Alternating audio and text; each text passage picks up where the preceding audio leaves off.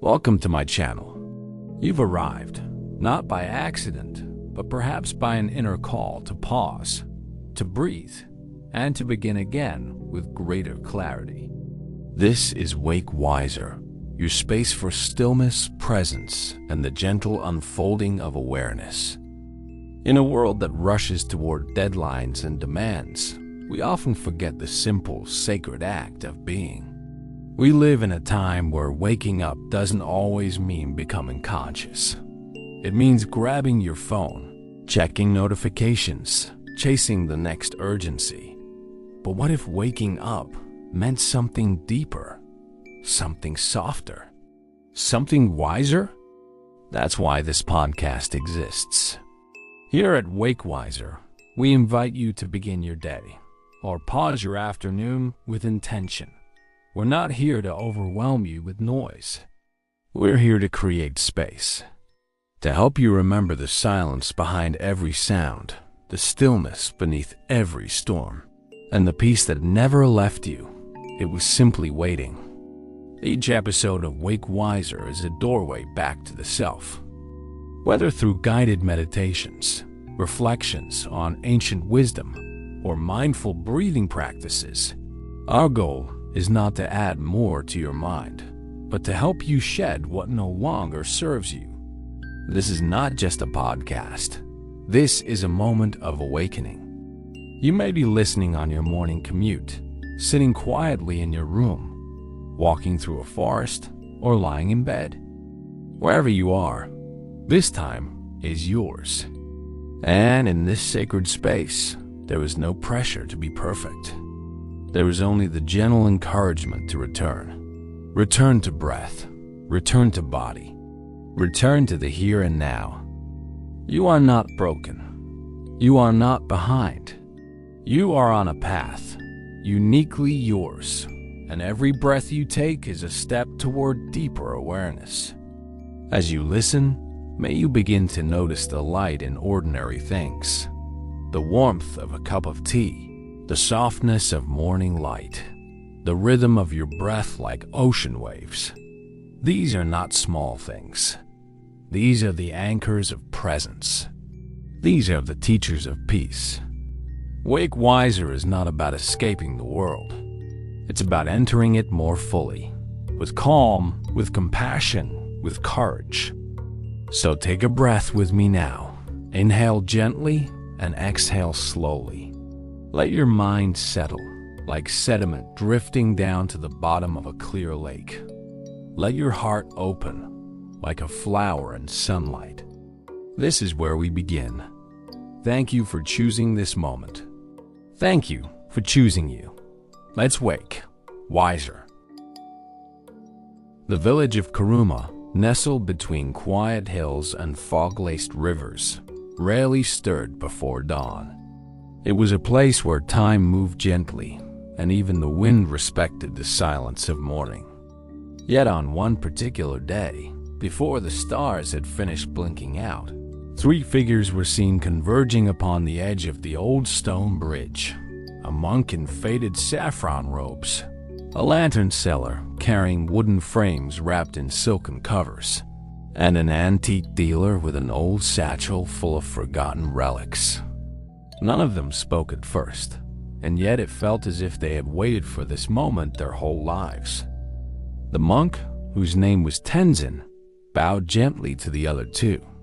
His eyes held the calm of someone who had long since stopped seeking outward answers. The lantern seller, Mira, returned the gesture with a nod. Her face bore the quiet light of someone who had carried illumination through more than just streets. And the antique dealer, Hiroshi, brushed dust from his coat absent-mindedly, as if removing remnants of old memories. They were here not by accident. The bridge, known by locals as the Crossing of Echoes, was rumored to reveal one's true burden at first light, but only to those who arrived in silence and sincerity. Each of us carries something, said Tenzin finally, his voice no louder than a breeze. And this morning, the bridge may show us not what we hold, but what holds us. Mira looked down at the lantern she carried, then to the monk and nodded. Hiroshi tightened his grip on his satchel. None of them truly knew what they would find, but each had come because a quiet voice inside whispered, "Wake wiser." It was not a command, but a calling. As the first strands of light crept across the sky, something shifted. The air became heavier, yet oddly clear. The bridge beneath their feet seemed to hum with memory centuries of feet, prayers, and regrets embedded into its stones. Tenzin stepped forward first, setting his foot on the central span of the bridge. Myra followed, her lanterns trembling with every step, though no wind blew. Hiroshi hesitated the longest, as if sensing that this was not merely a crossing, but an unveiling. And with every step he took, the weight of what he had collected began to speak back to him. Halfway across, the light of dawn broke through the mists and bathed the three in gold. And then it began the waking. Not a dream, nor a vision, but an unfolding. Mira's lanterns glowed from within, and in their light she saw the faces of people she had met, each one a moment she had tried to forget or dismiss, now shining back at her with kindness. Tenzin felt the wind inside his robe still, and in that stillness he heard the voice of his own teacher, long gone, asking again, "What are you not yet willing to release?" Mira had always believed that her lanterns were for others. Since childhood, she had followed her father through festivals, markets, and quiet winter nights, carrying the delicate glow of handmade light. She had painted dragons and lotuses, poems and stars upon the silk with care. Yet she had never dared to hang one in her own home. Her own darkness, she thought, was not worthy of light. That morning, on the bridge, when the lanterns began to glow of their own accord, Mira did not feel wonder. She felt exposed. Faces bloomed inside the orbs of light, her mother's smile, the tearful eyes of a girl she had once refused to comfort, a merchant boy she had envied and ignored. The light did not accuse. It only remembered. It asked nothing, but showed everything. Myra's breath caught in her throat. She realized she had spent so long trying to light the way for others that she had forgotten to turn and see what lay behind her. And behind her, always, was the shadow of her own heart, neglected, unspoken, dimmed by fear. She took one lantern in both hands. It was small, shaped like a teardrop, and shimmered with a soft lavender hue. Inside, the face of her younger self appeared wide-eyed, full of dreams, holding a brush as she once did. That child had not yet learned shame. That child had not yet been taught to measure her worth by the approval of others. Myra knelt down, still on the bridge, and whispered to the image, "I'm sorry I left you behind." The lantern pulsed gently, and the face vanished, leaving only light. Tenzin observed her from a distance, but did not interfere. He knew that awakening came not from instruction, but from return. And Mira, in that moment, had returned to a place within herself that had waited patiently for her arrival. The bridge had not given her a new lesson. It had simply revealed the one she had long forgotten. Wisdom was not something granted by others, nor something found in books. It was often a lantern we already held, hidden under layers of self-doubt. As the light around her faded back into the morning fog, Myra stood again, steadier now. She did not cast the lantern aside, nor did she cradle it with sentiment. She simply held it, aware of its presence, respectful of its truth. For the first time, she did not feel the need to explain herself, to apologize for the weight of her past, or to shine brighter for anyone else's sake. The lantern glowed softly in her palm, not to guide others, not to hide anything, simply to be. Hiroshi's satchel had once belonged to his grandfather, a quiet man with an eye for lost treasures. In its stitched leather folds were dozens of trinkets, old locks without keys, jade pendants dulled by time, cracked porcelain teacups, and scrolls written in languages Hiroshi never learned to read. He had carried this satchel across cities, villages, markets, and shrines, believing he was preserving beauty from being forgotten. But now, under the growing hush of the bridge's dawn, he wondered if he had instead been clinging to weight that no longer belonged to him. One by one, he laid the objects on the bridge's stone railing. A rusted coin from a war no one mentioned anymore. A small mirror that no longer reflected clearly. A child's carved wooden flute with a broken reed. These were more than antiques. They were memories materialized, some his, many not. Each item carried a story, but also a silence. A silence born not from reverence, but from the things left unsaid, undone, unresolved. "Why have I kept all of you?" Hiroshi murmured. "Whose lives did I carry in this bag?" The bridge did not answer. Instead, a soft wind stirred the objects before him. The mirror caught the morning light and flared briefly, revealing not his reflection, but the face of a weeping boy himself, long ago, holding his grandfather's hand as they walked through a storm. Hiroshi froze. He remembered that day, the day he had been told his parents were gone, and all he had left was an old man who loved in silence. He reached out and touched the mirror. The image faded, but the warmth in his chest remained. He had mistaken preservation for love. He had held on to objects because he didn't know how to hold on to people. The satchel had been his way of keeping the past alive, but in doing so, he had avoided living in the present.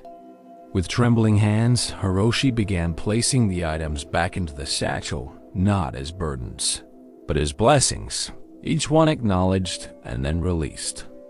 When he lifted the satchel again, it felt lighter, not because the weight had changed, but because he had. He stood taller. For the first time in years, his shoulders were not hunched. Mira stepped beside him, her lantern still glowing faintly. Tenzin nodded quietly, as if to say, "You have remembered what needed remembering." The bridge remained still, bathed in gold, as though it too recognized a subtle shift within Hiroshi. In silence, the three continued walking forward, not toward a destination, but toward themselves. Tenzin had walked in silence for most of his life. Silence during meditation, silence during begging rounds, silence even in the face of suffering. People often mistook his quiet for wisdom, for peace, for mastery of self.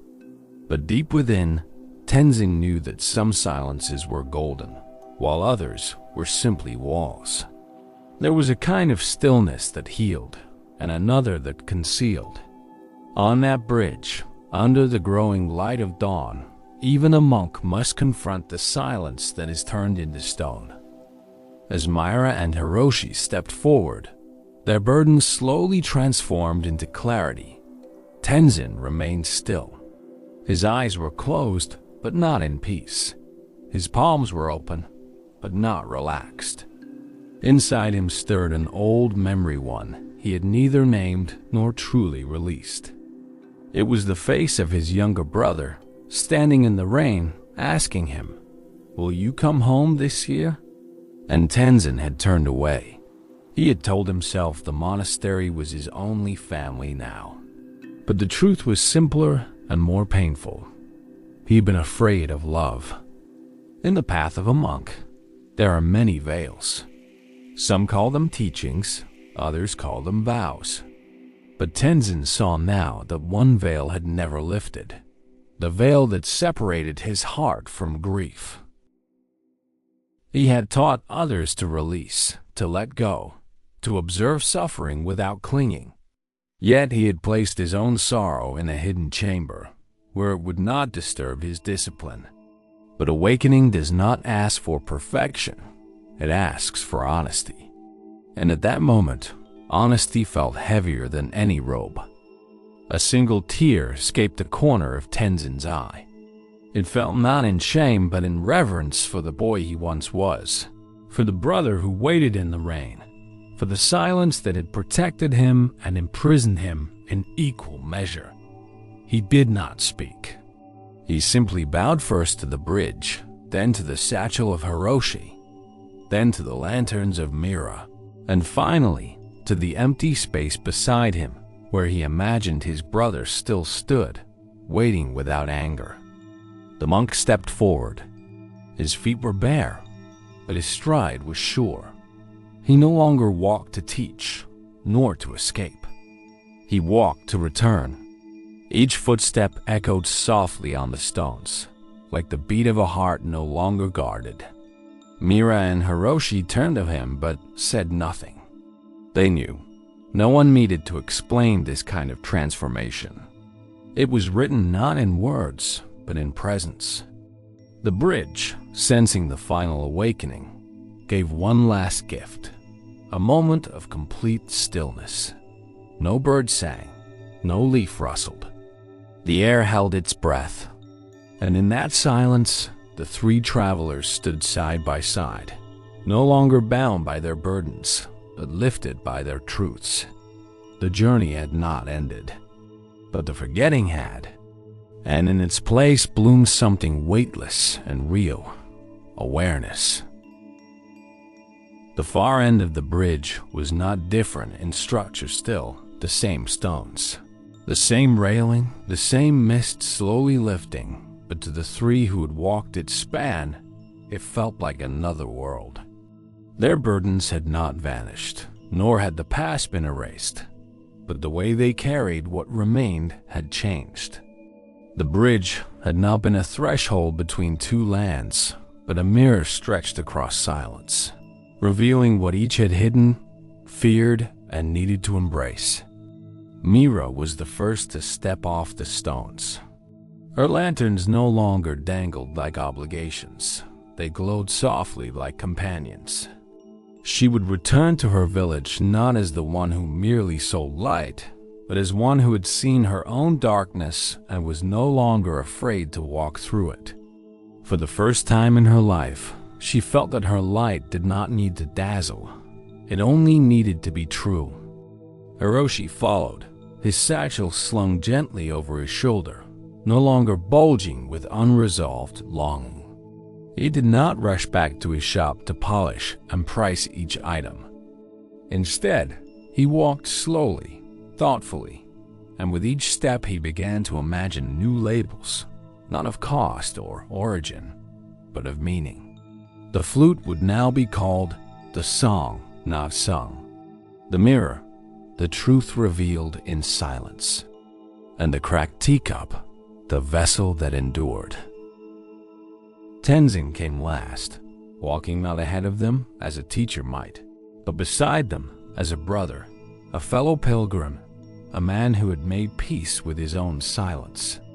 He would return to the monastery, not to escape the world, but to open it. He would teach not only through stillness, but through story. And perhaps one day he would find the courage to visit his brother's grave, not to apologize, but to sit and listen. Behind them, the bridge stood unchanged. The wind passed over its stones. The river murmured beneath it. Travelers would continue to cross it, never knowing that three people had once left behind something invisible there. Not their belongings, not their names, but their illusions. And perhaps that is the quiet miracle of awakening, not that the world changes, but that we see the same world with eyes that no longer turn away. That morning, as the sun rose fully above the hills, the monk, The lantern seller and the antique dealer parted ways, not with farewells, but with understanding. And each step they took from that day forward echoed with a truth simple and deep. You do not need to shine brighter. You only need to shine truer. That is how you wake wiser. In a world where noise is constant and movement endless, there is something quietly revolutionary about slowing down. To walk across a bridge, not in haste, not to escape, not to impress, but simply to listen, is an act of great courage. It is in that stillness that life speaks. Not in thunder, not in brilliance, but in the gentle breath of memory, in the soft return to the self we once left behind. To wake wiser is not to wake smarter. It is not to have more facts, louder opinions, or sharper defenses. It is to wake with softness in the heart, with clarity in the eyes, and with a readiness to be vulnerable, to be honest, to be human. Mira carried light, but had to face her shadow. Hiroshi carried memory, but had to release his weight. Tenzin carried silence, but had to open his heart. And in the unfolding of their burdens, they did not lose themselves. They found themselves, stripped of illusion, grounded in truth. You too, walk a bridge. Not built of stone, perhaps, but of days and moments, of choices and stillness. Each step you take is a chance to pause, to ask, what am I truly carrying? And is it time to put it down? The world may never change. The mist may return. The river will always flow. But if your eyes wake wiser, then every ordinary morning becomes sacred. Every silence becomes music. And every step, yes, even the slow ones, becomes the path. As we reflect on the story just told, let us pause, not to move on too quickly, but to allow its wisdom to settle. Each story we've heard is like a bell gently ringing in the heart. It doesn't shout and it doesn't rush. Instead, it invites us to listen more deeply, to the quiet truths within ourselves. In Buddhism, wisdom isn't something far away, locked in ancient temples or sacred texts. It's found in the smallest moments, how we respond to anger, how we sit with uncertainty, how we choose compassion even when it's difficult. To wake wiser means to become more aware of these moments, to see clearly, act wisely, and live truthfully. As we move into the next story, remember, awakening doesn't come all at once. It comes in glimpses, in stories that challenge our old ways of thinking, in teachings that soften our judgments, in truths that remind us peace isn't somewhere else. It's here now, in how we choose to live this very moment. So take a breath, let go of what you think you know, and open your heart to the next offering. Because the path to wisdom is not walked in a straight line. It unfolds story by story, reflection by reflection. Let us now continue with open minds and open hearts to awaken a little wiser with the next story. The morning mist still clung to the earth like a silken shawl when the monk named Tenzin opened the ancient wooden gates of the monastery. The courtyard was silent except for the rustling of bamboo leaves and the soft footsteps of a young novice following close behind. This novice, named Keen, was no more than 10, with wide, questioning eyes and a quiet spirit that seemed both restless and gentle. Every morning, he followed Tenzin in silence, imitating his movements, waiting for the day's lessons like a flower waiting for the sun. That day, as the sun began to stretch its golden fingers across the tiled roofs, Tenzin paused near the garden well. His eyes, always calm, seemed to search the horizon for something unseen. "Keen," he said softly, Today we will go into the village. There is someone we must meet." The boy nodded, his heart fluttering with excitement. It was rare for Tenzin to leave the monastery, and even rarer to take Keen with him. The journey down the mountain path was steep and winding, lined with wildflowers and echoes of birdsong. Keen struggled to match the monk's steady steps, but his determination pushed him onward. At the edge of the village stood a modest stall made of bamboo and cloth. Behind it sat a man draped in a faded crimson robe, his long hair tied neatly behind his back. This was Bao, a merchant of jade and bracelets, known for both his skill in carving and his shrewdness in trade. When he saw Tenzin approaching, he stood and gave a slight bow. "Master Tenzin," Bao said with a tone that mixed respect and curiosity. "To what do I owe this rare visit?" Tenzin bowed in return, his voice as calm as flowing water. "Today is a day of return. There is something broken that must be seen, not to be judged, but understood." King stood close to his master, uncertain of the meaning behind those words. Then Bao reached beneath the stall and gently brought out a small wooden box. He opened it slowly, revealing a jade bracelet cracked clean through the middle. Its pieces, though separated, still shimmered with a strange inner light. Bao's eyes were distant as he spoke. "This belonged to my daughter. She dropped it in anger years ago. I kept the pieces, hoping one day she would return to mend more than just the bracelet." Tenzin looked at Keen, then back at Bao. "Let the boy see it."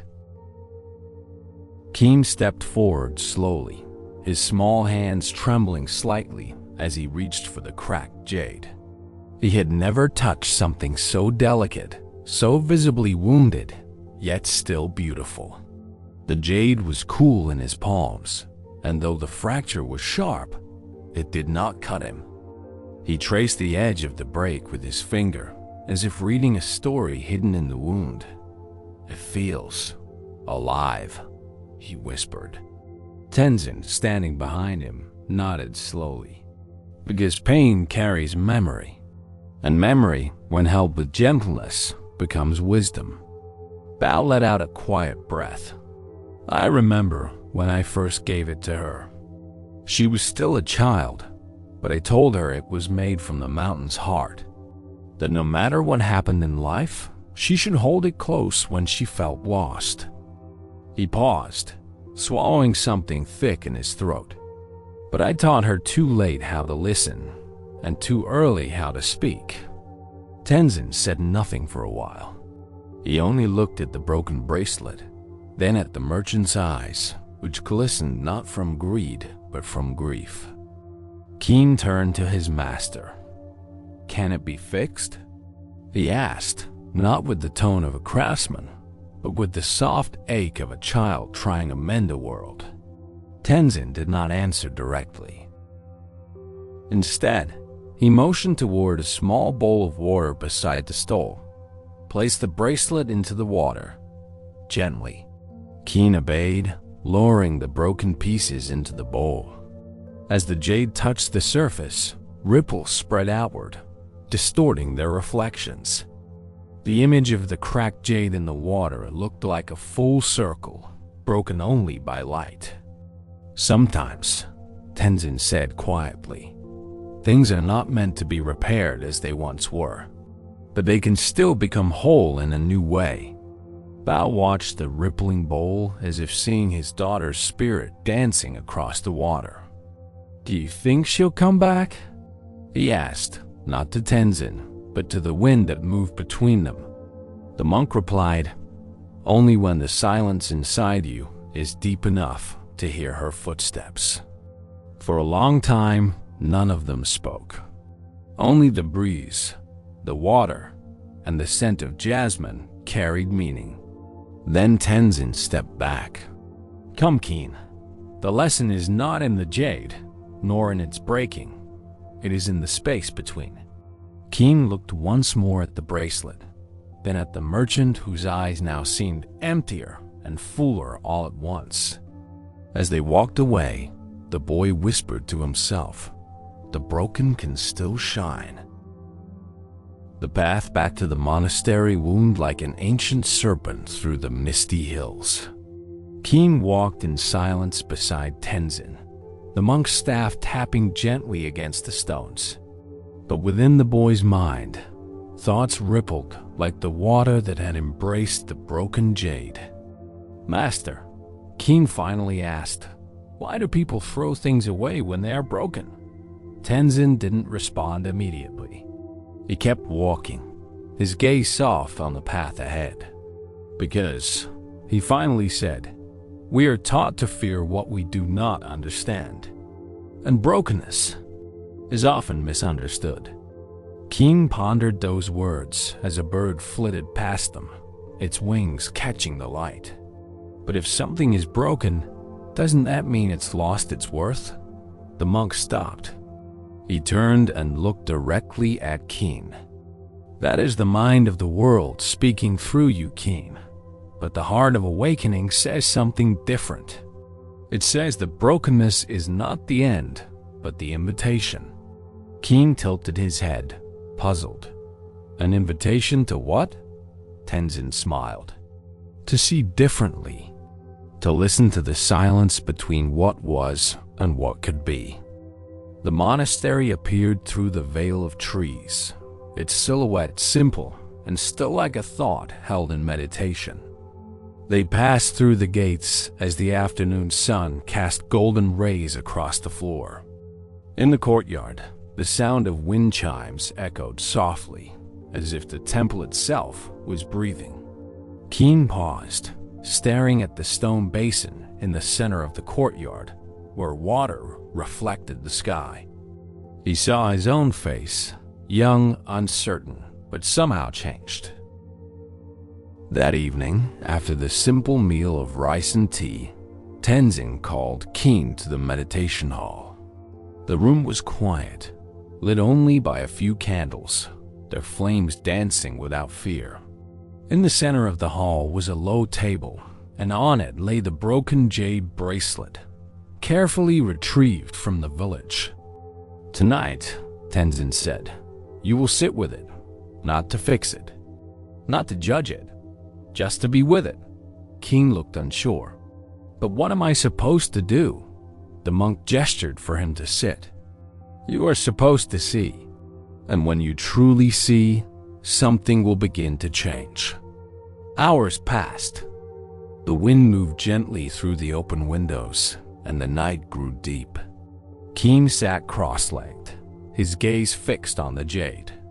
At first, his mind wandered, thinking of the merchant's sorrow, of his own confusion, of the questions he had no answers for. But slowly, his thoughts grew quieter. He began to see not just the object before him, but everything around it, the shadow it cast, the table it rested on, the warmth of the candlelight touching its edge. He breathed, not to do anything, but just to be there. And in that presence, something awakened. It was not dramatic, not a burst of light or sudden insight. It was a soft knowing, like dew settling on a leaf at dawn. Keen began to understand, not with the mind, but with the stillness that opened inside him. The bracelet was not broken in the way he had first believed. It was not less. It was simply honest. It had lived through something, and now it carried that story in its silence. The next morning, the light broke softly across the horizon, painting the monastery in hues of peach and gold. Keen awoke before the bell rang, his body still and his breath steady. Something inside him had shifted. The boy who had stared into the jade was not quite the same as the one who had walked down the mountain the day before. There was a new silence in him, not the silence of emptiness, but of awareness. He didn't rush to find Tenzin. Instead, he went to the courtyard, sat by the stone basin, and simply watched the sky reflect in water. That same morning, far below in the village, Bao stood in front of his stall, setting out his goods with care. His eyes were tired from a sleepless night, haunted by the memory of the bracelet and the voice of his daughter. She had not spoken to him in years, and yet her silence echoed louder than any word. He often wondered if she hated him or worse, had forgotten him. But that morning was different. A breeze passed through the market street, lifting the edge of a scarf on a passing woman. When Bao looked up, his hands trembled. She was older now, her face more weathered by time, but her eyes, the same deep, searching eyes, had not changed. She walked slowly, almost uncertainly, but with a quiet purpose. Bao took a step forward. "Mai," he whispered. The woman paused, looking toward him. For a long moment, they stood in silence, as if unsure whether time had truly brought them together again. Then she nodded barely, gently, as if saying, "Yes, I came back, not to forget, but to see." They sat across from each other in the back of the stall. No customers came. Perhaps the morning knew it needed to stay sacred. Bao took out the broken jade bracelet and placed it between them. "I never had the courage to throw it away," he said, voice rough with emotion. "But I also didn't know how to hold it." Mai looked at the two pieces, then at her father. "It broke because I was angry, but it stayed because you never gave up." For a time, nothing needed to be said. They simply shared breath, grief, and an unspoken forgiveness that passed between their eyes. Then Mai said, "There's a boy, isn't there? A young monk?" Bao blinked. "Yes, Keen. He came with Master Tenzin." Mai gave a soft smile. "I saw it in the water, his stillness. He has the eyes of someone who's learning how to listen." That afternoon, as the sun dipped low, Keen and Tenzin once again walked the mountain path. They said little, but the rhythm of their steps was calm and connected. When they reached the village, Bao and Mai were waiting. Keen saw the woman and felt something stir inside him, a recognition beyond logic, as if his meditation had whispered her story to his soul. Mai knelt down to his level, looking him in the eye. "Did the bracelet speak to you?" she asked. Keen nodded. It said, "Thank you for seeing me, not as broken, but as becoming." That night under the open sky, the four of them, Tenzin, Keen, Bao, and Mai, gathered in the monastery's outer courtyard. There were no ceremonies, no chants, only the rustle of leaves and the sound of stars being born in silence. Tenzin placed the broken jade bracelet between them on a cloth of simple linen. Then, without a word, he took a golden thread from his sleeve, fine, luminous, almost invisible in the dark, and began to wind it carefully through the two pieces of jade. He didn't glue them. He didn't force them together. He simply let the thread pass between them, as if stitching two stories, not two stones. Keen watched, wide-eyed, breath held still. It was not the bracelet that was being mended, but the meaning of it. When Tenzin finished, he handed the thread-bound jade to Mai. She held it delicately, tears falling not from sadness, but from release. "It's not as it was," she said. "No," Tenzin replied. "It's wiser now, because it carries the break with grace." Bao reached out, touching his daughter's hand for the first time in many years. They didn't speak. They didn't need to. The bracelet had spoken for them. As the moon rose higher, casting silver across the stones, Tenzin turned to Keen. "What have you learned, my child?" Keen looked at the thread-bound bracelet in Mai's hands, then at the sky. He thought for a long time before answering. That wisdom is not in what we fix, but in how we hold what is broken. Tenzin closed his eyes, his breath deep and full.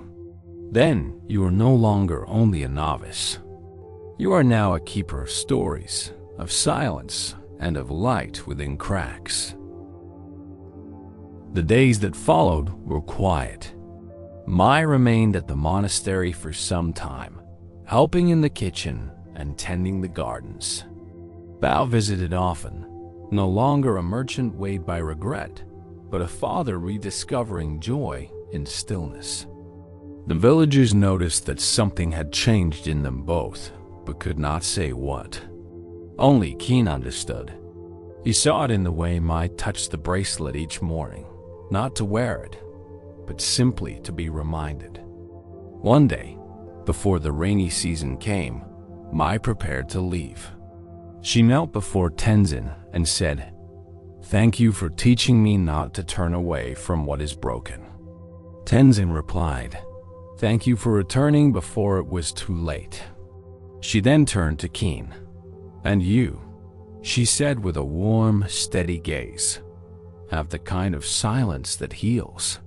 Qin didn't speak. He only bowed deeply, his hands folded like a seed cupped by the earth. As her figure disappeared down the winding path, Qin sat by the courtyard basin again. He held a single petal that had fallen into the water. It was imperfect, bruised by the wind. And yet, to him, it was whole. He whispered to himself, "Wake wiser." Not because the world is perfect, but because I can see its beauty, even when broken. And in that moment, something inside him opened, like a flower greeting the sun, not with pride, but with peace. There are stories that do not end with answers, but with silence. The broken jade bracelet is one of those stories.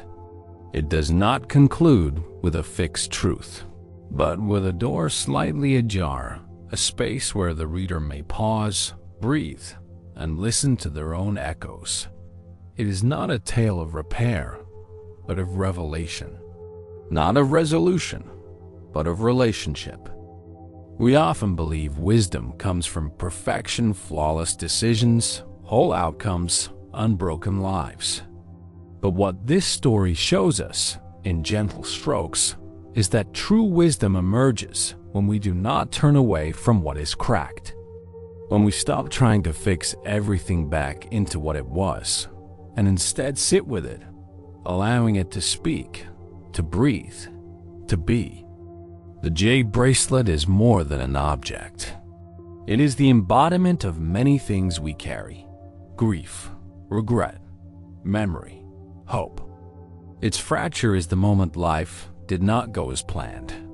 But instead of being discarded, it is held, watched, understood. And in this holding, a new light arises, not to erase the wound, but to illuminate it. Tenzin, the monk, does not teach by preaching, but by presence. He does not fix the bracelet. He does not tell Bao or Mai what they must feel. He simply invites them and the young novice into the sacred act of attention. His golden thread is not a solution. It is a symbol. It says, "Let the broken things speak. Let them remain visible." Qin, the child, becomes not just a student of Zen, but a mirror for the reader. His journey is one of learning how to stay, how to sit with discomfort, with not knowing, with quiet. He learns that silence is not absence, but presence in its most humble form. And in that, he becomes wise, not because he knows more, but because he resists the urge to run away. Wake wiser is not a slogan, it is a call. A whisper from within the story that reaches into our own fractures. It asks us not to deny the brokenness within ourselves, our relationships, or our past. Instead, it asks us to hold them with golden thread, not of gold itself, but of gentleness, of non-judgment, of seeing. The world teaches us to restore things to perfection, but the way the true way teaches us to restore things to presence. When we stop demanding wholeness and begin honoring truth, something within us aligns with life itself. Then even the broken bracelet can become sacred. Even the wounded silence can sing. As the echoes of the last story begin to fade, we are reminded that true wisdom doesn't arrive all at once. It unfolds quietly, like morning light spilling slowly over the horizon. And with each story shared, a new ray of understanding begins to dawn within us. To wake wiser is not to become perfect. It is to become more awake to the way we live, the way we react, and the way we relate to the world around us. Each teaching from the Buddha, each parable passed down through centuries, is like a mirror, reflecting our habits, our fears, and our potential to grow beyond them. Maybe the last story stirred something in you, a moment of recognition, or even discomfort. That, too, is part of awakening. Because growth rarely happens in still water. It begins when we dare to look, to listen, and to stay present even when it's easier to turn away. As we move into the next story, carry this awareness with you. Wisdom often enters through simple truths. It does not always speak in grand declarations, but in gentle insights that shift how we see and how we choose to live. So take a deep breath, feel your feet on the ground, and allow the next story to open another door within you. A door to presence, a door to understanding, a door to waking just a little bit wiser than before. Let's continue the journey. In a distant land wrapped in morning mists and the scent of ancient forests, there lived a king known far and wide not for his wisdom or power, but for his incredibly delicate and unforgiving taste in food. King Darius of the Kingdom of Ilaria was a ruler whose tongue was sharper than any sword in his army. One grain too salty, one herb too bold, or one dish too warm, and the chef would find himself exiled, dismissed, or worse. The royal kitchens, once a place of pride, had turned into a hall of fear. Chefs from across the realm came with hopes of impressing the king and earning honor, but most left broken and humiliated. Over time, fewer dared apply. The king's meals became quieter, less joyful, until one morning he declared something that shocked the entire palace. "Announce a grand contest," King Darius commanded. "Let the best chef in the land and one outsider compete. A final test. The one who awakens my taste shall receive a reward no man has ever dreamed of." Courtiers gasped. Advisors whispered anxiously. A royal contest of this scale had not been held in decades. Who would dare challenge the most unpleasant man in the kingdom? And even stranger, why allow an outsider? A week later, banners fluttered in the wind and royal messengers galloped through towns and forests, announcing the challenge. From the city of Ember Hollow came a famous chef named Kale Refined, confident, known for creating dishes so delicate that nobles wept with joy. His name alone stirred admiration and envy. He was the first contestant. The second name shocked everyone. Brother Anan, a monk from the quiet Jade Willow Monastery nestled in the mountains. He had never cooked for nobility, never studied culinary arts, and had only ever made simple meals for his fellow monks. Yet his name was chosen by the king himself, for a reason no one could understand. "A monk?" Kale scoffed when he heard. "Is this a joke? I trained in the finest kitchens across 5 kingdoms." But the king had spoken, and no one dared question him. The date was set. The contest would be held at dawn under the sacred fig tree in the royal gardens, where ancient kings once meditated. That night, the kingdom buzzed with rumors. Some said the monk had magical herbs. Others believed the king sought spiritual awakening through taste. But deep in the mountains, Brother Anand simply smiled, stirred a pot of lentils, and whispered to the wind, "Let the tongue meet the heart." The sun rose gently over the eastern hills, painting the sky in amber and rose. In the royal gardens, beneath the sacred fig tree whose roots coiled like sleeping dragons, the space had been prepared. Silk tapestries fluttered from poles. Guards in ceremonial armor stood at attention, and an audience of nobles gathered on cushions of velvet. Silence reigned, broken only by birdsong and the rustle of leaves. This was no ordinary cooking event. It was a test of spirit disguised in the form of cuisine. King Darius arrived clad in robes of silver and midnight blue. His expression betrayed nothing, no excitement, no expectation. Only stillness. He raised a hand, and the royal steward stepped forward. "Let the contest begin," he proclaimed, and a quiet drumbeat sounded. 2 wooden stations had been prepared, one adorned with polished steel and ivory utensils, the other humble and simple, like something out of a countryside retreat. Kale, the master chef, took his place at the polished station. He wore a pristine white coat and sharpened his knives with the precision of a warrior preparing for battle. "Today," he whispered to himself, "I shall conquer royalty." Across from him, Brother Anand bowed gently to the king and walked calmly to his wooden table. He wore no chef's coat, only his saffron robe, tied neatly at the waist. He placed a small clay pot before him, a wooden spoon, and a few simple ingredients wrapped in lotus leaves. He did not rush. Instead, he closed his eyes, breathed deeply, and pressed his palms together in a brief gesture of prayer. Kale began with elegance and flair. He sliced rare mushrooms with poetic precision, flambéed roots in rosewater, and stirred a broth infused with golden saffron and smoked stone fruit. The aromas that rose from his station were divine. Seductive nobles leaned forward, murmuring their admiration.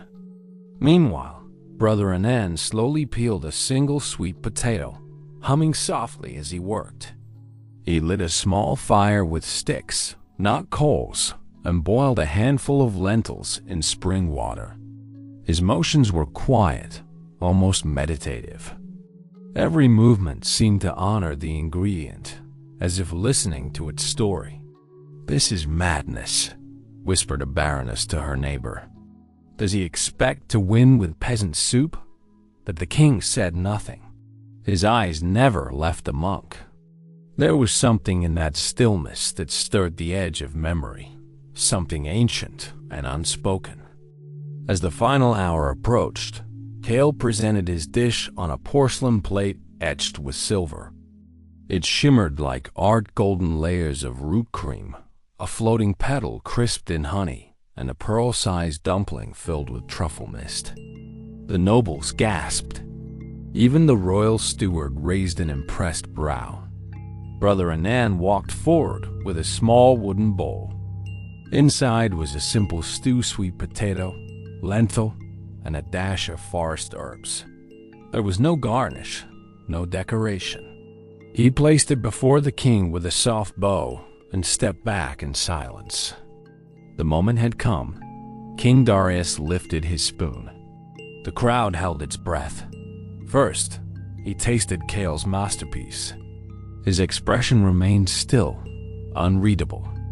Then, slowly, he turned to the monk's bowl, brought the humble spoon to his lips, and took a single bite. As the monk's humble stew touched the king's lips, something curious happened.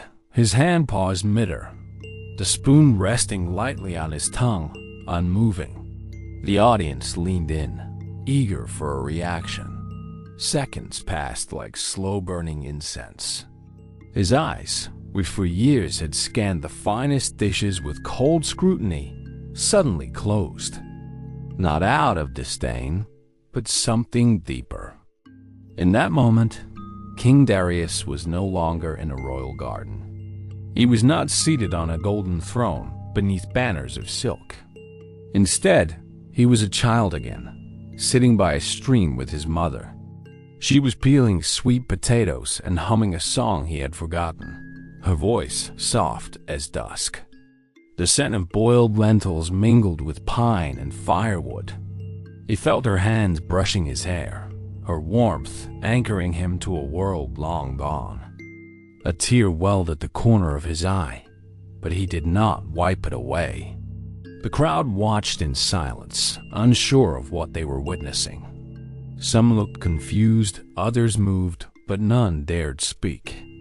The king placed the spoon down gently. He opened his eyes and looked not at Kale, not at the audience, but at Brother Anan. For a long moment, they simply stared at one another, not as monarch and monk, not as judge and contestant, but as two beings who recognized something familiar in the other. What? What was that? The steward finally whispered, leaning toward the king. But the king did not answer immediately. He stood up. His voice, when it came, was soft but clear. For years, King Darius began, I have sought the perfect taste. I demanded complexity, novelty, brilliance. And yet, this morning, a bowl of lentils and sweet potato seasoned not by spice, but by stillness, has shown me more than all the banquets of my life. Murmurs rippled through the crowd. Kale's face stiffened, pride and confusion battling behind his eyes. Your Majesty, he said, bowing stiffly, surely taste must come from technique? From mastery? From art? The king turned to him, not unkindly. You are a master, Kale. None can deny it. But this contest was never truly about taste. It was about truth. And in this bowl, he gestured toward the monk's dish. There is a truth that cannot be taught in kitchens. Brother Anan stepped forward and bowed once more. I do not cook to impress, he said softly. I cook to remember where the earth gives, to honor what nourishes without demand, to taste what is already within us, waiting. The wind stirred the fig leaves above them. A few petals fell, as if the tree itself bowed in reverence. The king took a breath, as though tasting something new in the air. Then let this be the prize, he declared. Not gold, not titles, but the right to teach those who have forgotten how to eat with the heart. After the contest ended and the banners were folded away, a quiet transformation settled over the royal court. That evening, no banquet was held, no wine flowed, and no trumpets were blown in celebration. The king had declined the ceremonial feast. Instead, he retreated alone to his chambers, carrying with him the small wooden bowl Brother Anan had served him. It was empty now, but he held it as if it were a sacred relic. He sat for hours without speaking. No advisors disturbed him. The bowl lay in his hands like a question he could not yet answer. He remembered every detail of the taste, not the flavors themselves, but the silence they awakened within him. A silence that did not feel empty, but whole. He did not sleep that night. Instead, he watched the moon move across the sky and listened to his own breath. Elsewhere in the palace, Kale paced alone in a corridor lined with mirrors. His footsteps echoed off marble and doubt. He could not understand what had happened. He had executed every technique with mastery, measured every gram, presented every element with perfection, and yet it was not enough. His confidence, once unshakable, now trembled like a pan over flame. He passed by a servant carrying a simple bowl of rice and vegetables, and for the first time in his life, Kale paused. He looked at the bowl, not with disdain, but curiosity. What was in that simplicity that he had missed? He had spent a lifetime chasing applause, not understanding stillness.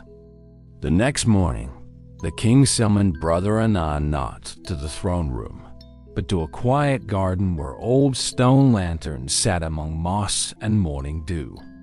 The monk arrived with the same calm presence, bowing as the birds sang their morning hymns. "Tell me," the king said as they sat on stone benches, "why did your food move me so deeply?" Brother Anand smiled gently. "Because it was not the food alone, Your Majesty. It was you. Your hunger was not in the mouth, but in the heart. And yesterday, the heart remembered." The king closed his eyes. "I have eaten thousands of dishes, but none have filled me like that one. What is your secret?" "No secret," said the monk. "Only presence. When we cook in silence, we hear what the food needs. When we eat with gratitude, even a grain of rice becomes divine." The king nodded slowly. "Would you teach me?" he asked, not as a king, but as a man seeking to wake wiser. In the weeks that followed, the royal palace witnessed a quiet revolution. There were no proclamations, no grand reforms, no golden statues raised in honor of Brother Anand, but something fundamental had changed. The kitchens, once full of shouting and urgency, began to soften. Fires were still lit, pots still stirred, but the energy had shifted. The cooks began to breathe differently. They paused more. They listened not only to recipes, but to the food itself. King Darius became a frequent visitor to the monastery. He arrived without guards, without his crown, often carrying baskets of vegetables he had picked himself. He did not demand lessons. He washed rice. He chopped roots. He sat in silence beside Brother Anand and other monks, learning to cook not with ambition, but with attention. "What is the first ingredient?" he once asked. "A quiet mind," Brother Anand replied. "Even before water, before fire." Meanwhile, Kale, the master chef once filled with certainty, left the city and wandered the countryside. He did not seek applause anymore. He took them villages where no one knew his name. He helped in fields, carried water, and prepared meals for children and elders alike. And as his hands grew rough, his heart grew tender. For the first time in years, he felt joy not in perfection, but in connection. One day, years later, the three men met again, not in the palace, nor at a contest, but at a small village gathering.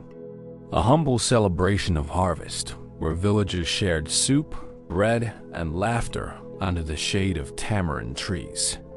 The king, now older and no longer wearing robes of silver, sat cross-legged on a straw mat. Kale ladled stew into wooden bowls, his eyes brighter, his smile deeper. Brother Anand, as always, stirred the pot in silence, occasionally humming a melody older than memory. No one spoke of victory that day. There was no mention of contests or thrones, only food and the warmth it brought. A kind of warmth that had nothing to do with temperature-only presence. And peace. As the sun set and children fell asleep in their mother's arms, the three sat quietly by the fire. The king spoke at last, his voice no longer proud or powerful, but whole. "Thank you for teaching me that food is not to be conquered, but to be received." Brother Anand bowed. Kale nodded, and no one said more. For some truths, once tasted, need no retelling. The story you have just read is not truly about food. It is not even about a king, a monk, or a chef. It is about you, your hunger, your memory, your restlessness. It is about the taste we all chase but cannot name. There is a kind of hunger that rice cannot fill. It is the hunger for presence, for being here, now fully. The king had tasted thousands of rare dishes, yet he remained empty, because his mouth was full, but his heart was closed.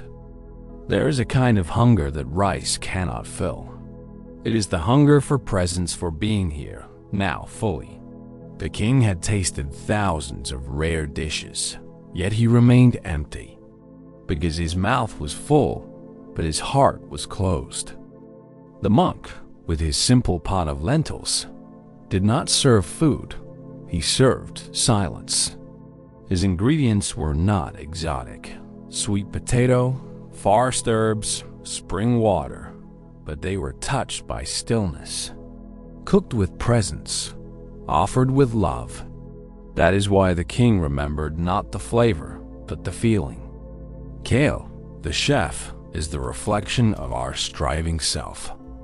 Always refining, always proving, always pushing.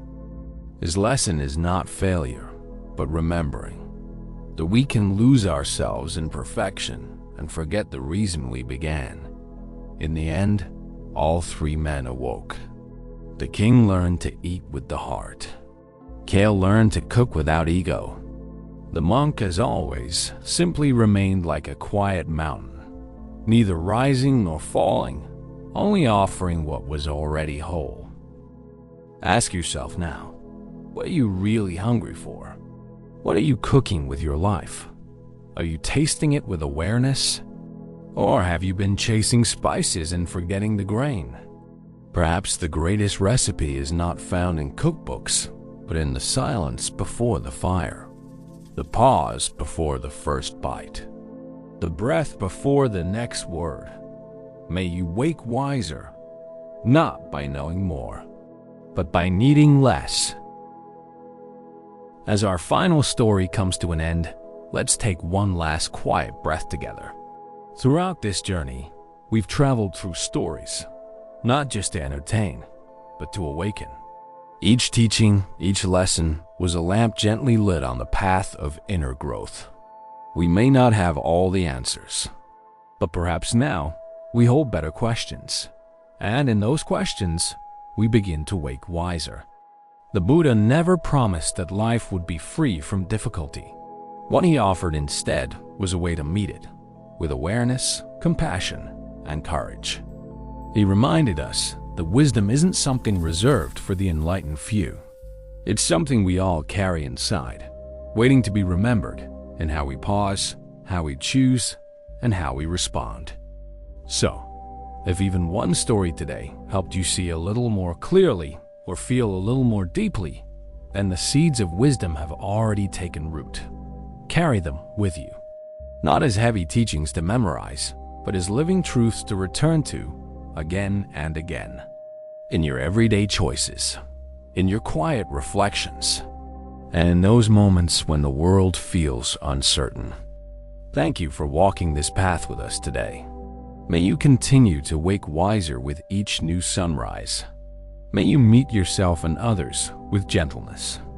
And may your journey inward bring peace, purpose, and presence. Until we meet again, take care. And thank you for watching.